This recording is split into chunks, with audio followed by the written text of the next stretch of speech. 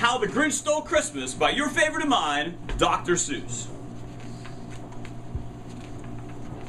Every who down in Whoville liked Christmas a lot.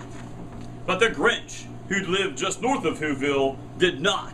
The Grinch hated Christmas, the whole Christmas season. Now please don't ask why, no one quite knows the reason.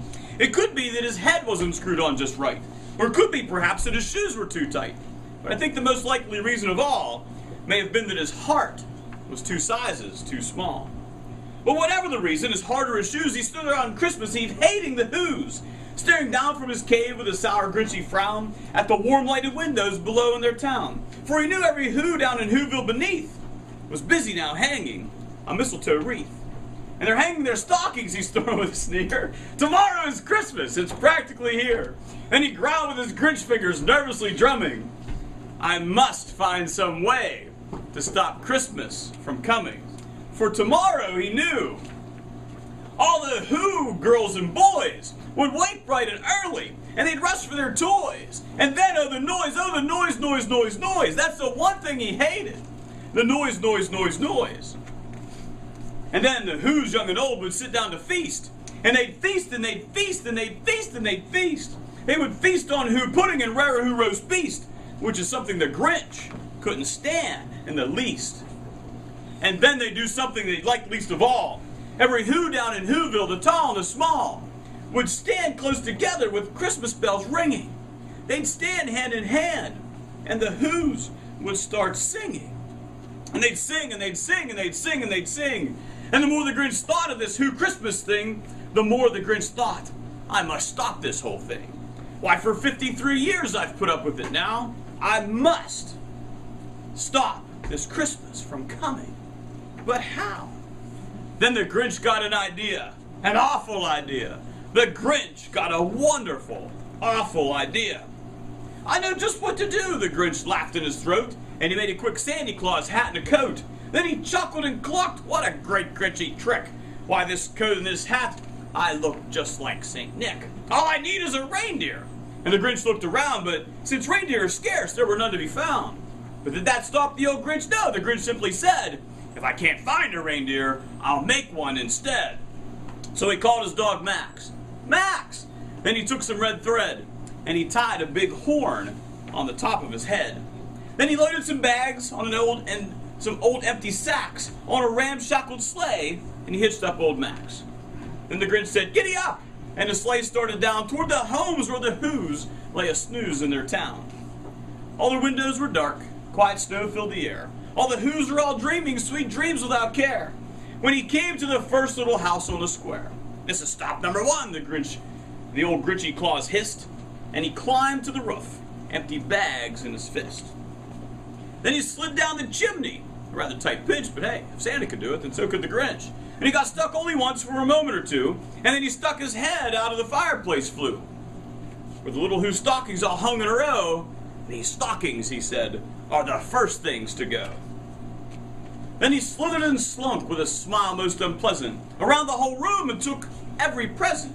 Pop guns and bicycles, roller skates, drums, checkerboards, tricycles, popcorn and plums. And he stuffed them in bags, then the Grinch very nimbly stuffed all the bags one by one up the chimney. Then he slunk to the icebox, and he took the Who's feast. He took the Who pudding, and he took the roast beast. He cleaned out that icebox just as quick as a flash. Why, that Grinch even took their last can of Who hash. Then he stuffed all the food up the chimney with glee, and now, grinned the Grinch, I will stuff up the tree.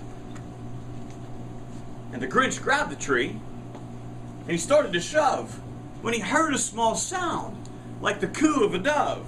He turned around fast, and he saw a small Who, little Cindy Lou who was not more than 2.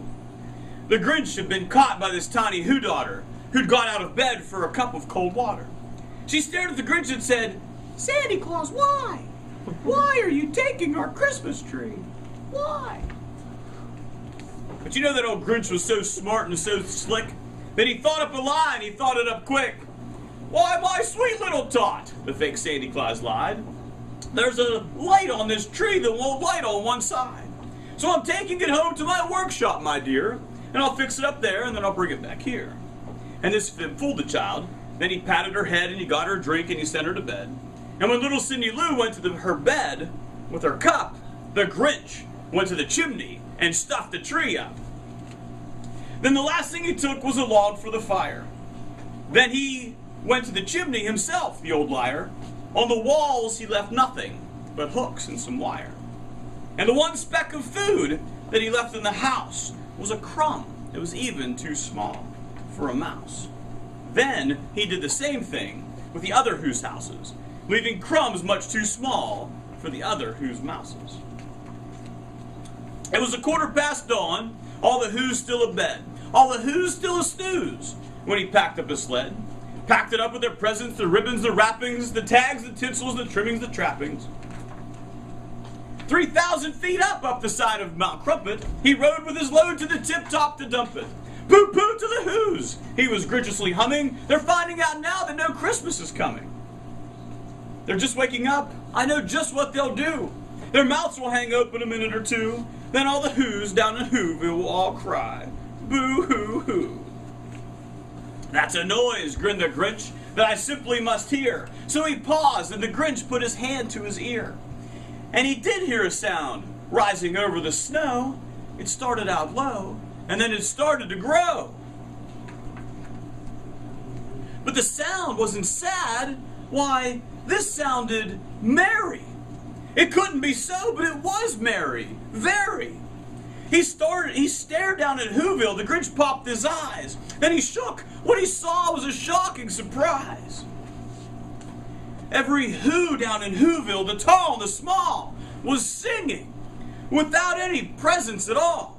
He hadn't stopped Christmas from coming. It came. Somehow or other, it came just the same.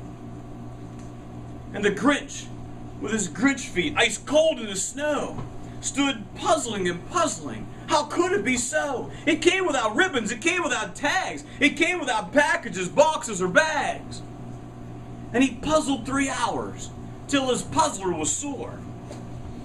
Then the Grinch thought of something that he hadn't before. Maybe Christmas, he thought, doesn't come from a store. Maybe Christmas, perhaps, means a little bit more. And what happened then? Well, in Whoville they say that the Grinch's small heart grew 3 sizes that day. And the minute his heart didn't feel quite so tight, he turned with his load to the bright morning light. And he brought back the toys and the food for the feast. And he himself, the Grinch, carved the roast beast. Merry Christmas, everyone.